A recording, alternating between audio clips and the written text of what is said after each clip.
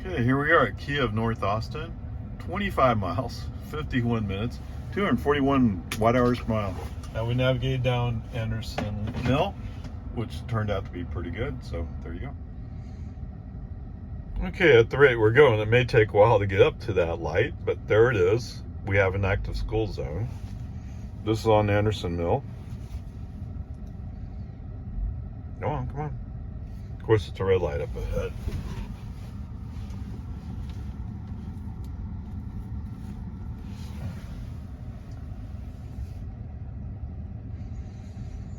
Okay, so the speed zone here is 45.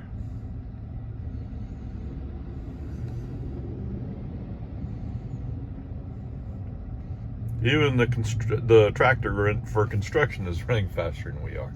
Yeah. I'm hoping they're close. Okay, we got green light ahead. Oh, this guy's going to get in front of us. Isn't that wonderful? No effect of the active school zone. There you go. Hey guys, welcome home. All right, 22 miles, 35 minutes, 212 watt hours per mile? How in the world did I get 212? What I'm finding strange is actually, I'm finding that my Model Y seems to be more efficient than my Model 3. I mean, 3 is performance, but still, it's interesting. So, to be fair, yes, they're restarting construction out there on 1431. Maybe they're going to put out paint. I'm not sure, but they definitely were laying out cones, so they're up to something. And the cones were on the new section of pavement, so we'll see what happens. All right, so getting back to the car. Now, I wasn't running any automation at the time this happened, but I went through 2 active school zones, both on Anderson Mill. Neither one of them registered. Okay, so the first one has the dual flashing yellows, one on top, one on the bottom. The second one is much closer to 183. It only has the flashing yellow on top. But in neither case did FSD read, or not FSD, I'm sorry. In neither case did Tesla read that and say, hey, the speed limit is just decreased to such and such. So it's like they wasn't even aware of it. Whoa. If I was running FSD, that'd be an automatic fail. But I'm not running FSD. I'm in OpaRay, so it's, and I wasn't running AutoPilot either. So I'm just looking at the little speed zone sign here and seeing whether or not it changed. Okay, I mean, to me, in some ways, that's kind of scary actually. That the car doesn't even notice it. But I mean, maybe version 12 will change all that. I don't know. We'll have to wait and see. How's everything else? Everything else is fine. I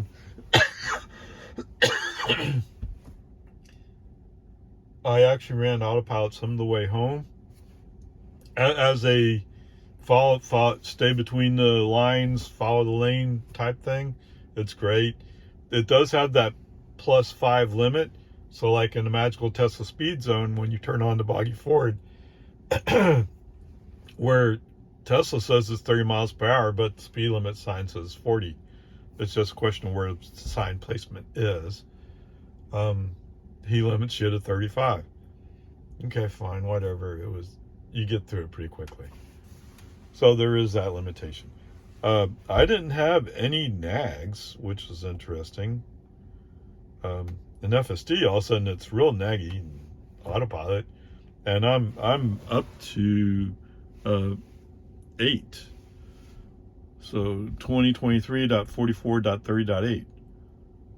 That's interesting. Still says 2023, and that came out in 2024. Anyway, I mean, that's just kind of interpreting what it might mean. Okay, whatever. Peace and harmony. It's all good. Oh, I need to mention, it's going to sound geeky when I say it, but there was a Lucid in the inside lane, and I was in the outside lane when we go down Anderson Mill. Anderson Mill in some parts is a boulevard, so there's a divider. In some places, it's a protected turn lane, so to speak. I shouldn't say protected, but it's a turn lane, or a dedicated turn lane. I should say it that way. What I find interesting is we passed one section with a divider and then opened up with a turn lane, and the Lucid went into that turn lane and then came back into the regular traffic lane when it came to another divider. Now, I don't know what automation he might have been running. I just find it very curious that a person would drive like that, right? I mean, usually that would be the automation doing that. Just weird. Okay, anyway, peace and harmony. It's all good. Back to trips. So our total trip was 50 miles. Used 12 kilowatts, so $132. I mean, $1.32. Okay, $1.32. Average energy was 233 watt hours per mile. Oh man, why would you buy a different car? Now, for those of you, oh, I have to have gas, I have to suck on that tailpipe. Okay, I get it. I mean, I should say, I recognize the fact there are people who absolutely have to have that. Okay, but if you want an EV, I mean, I'm doing a series, right? That's in fact where I went. I went on a trip to look at a EV, a low-priced EV. So I'm doing a series on low-priced EVs. I actually have a Model Y on that list. It's under $40,000. Why would you look for anything else if you get that? Right? The average selling price of a new car, is what, $47,000 in the U.S.? I mean, I'll qualify it. It's in the USA, right? It doesn't include anybody else. But an average selling price of $47,000 for a new car. And you could get a new car for just under $40,000 that has the most advanced safety equipment, or one of the most safety equipments anyway. I mean, why? Okay, whatever, peace and harmony. I get it. Maybe you don't like this. I'll admit to you, there are people who really hate the minimalist approach, whereas I really like the automation aspect of it. You can buy other things. And on the other hand, if you really, really wanted to buy a cheaper car, the Chevy Bolt, while it's still in dealer lots, wow, what a price.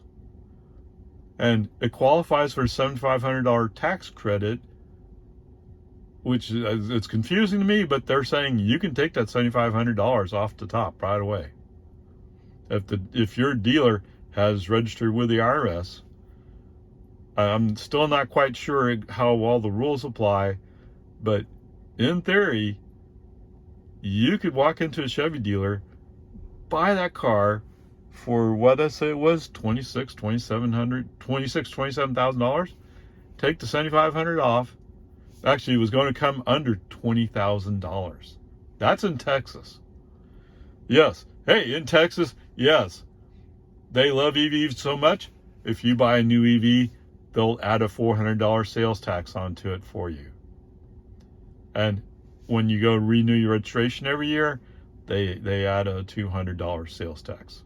It's not a sales tax, it's a tax. It basically is making up for the loss of gasoline sales tax that they're losing. Because, you know, in your gas car, you would have paid maybe $70 a year as part of your gas prices. It's Texas. Whatever. It is what it is. I mean, there's so many jealous people around in government. Okay, whatever. Peace and harmony. But here's the bottom line. If you could go buy a Chevy Bolt, and there was a group of them at Capital Chevrolet, if you're in Austin, you go buy that, get the tax credit, or the tax refund, whatever you call it, whatever they're calling it, on the hood. Under $20,000, you'd have a brand new car.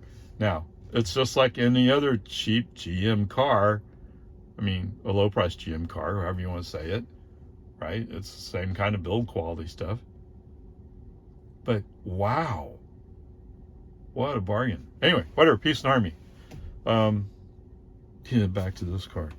So everything's good on this car. It's just, oh, I miss FSD. But anyway, yes, Grandpa still has FSD. Yes, absolutely. So there you go. Another successful trip.